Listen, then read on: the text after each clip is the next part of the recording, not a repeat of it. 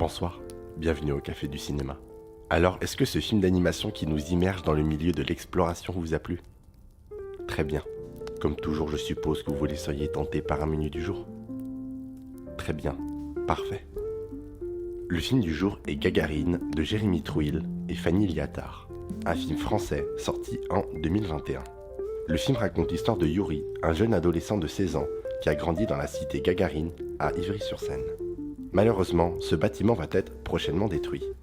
Yuri, fan d'astronomie et rêvant de devenir astronaute, décide donc de rentrer en résistance pour sauver cette cité en la transformant en vaisseau spatial. Gagarine est le premier long métrage de Fanny Liattard et Jérémy Trouil après avoir enchaîné les courts-métrages. Ce film est d'ailleurs l'adaptation en version longue de leur court-métrage du même nom, sorti en 2015. Les origines du projet remontent en 2014 où des amis architectes leur ont demandé de réaliser des portraits documentaires des habitants de la cité. Et ils ont tout de suite été conquis par l'esthétisme du lieu et la bienveillance des habitants. C'est à ce moment-là qu'ils ont décidé de créer le projet Gagarine. L'idée de l'histoire leur est venue quand ils ont visité pour la première fois l'immeuble qui leur est apparu comme un vaisseau spatial. Autre que la cité, l'élément le plus important selon les réalisateurs sont les gens qui y habitent. Les gens qui font vivre cette cité et l'entraide qui existe entre les habitants. La cité Gagarine était une ancienne cité résidentielle située à Ivry-sur-Seine, construite en 1963. Elle est inaugurée par Yuri Gagarin, le premier homme à avoir effectué un vol dans l'espace qui fut ensuite détruite en 2019. Dans le film, l'immeuble est un personnage à part entière car il représente l'enfance de Yuri. C'est avant tout un film sur les souvenirs d'enfance.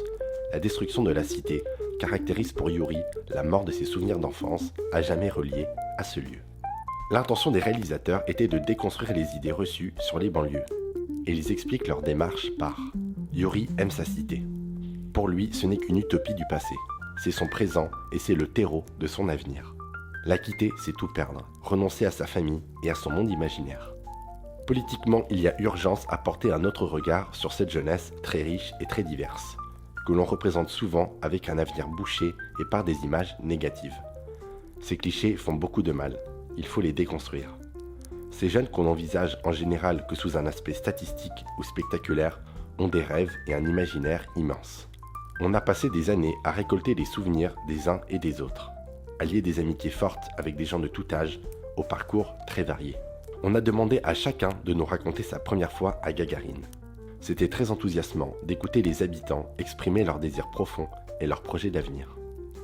D'ailleurs, lors du début du tournage du court-métrage, les habitants les ont accueillis avec méfiance, car à l'époque, les seules caméras que les habitants voyaient étaient ceux de TF1, qui venaient pour montrer une mauvaise image de cet endroit.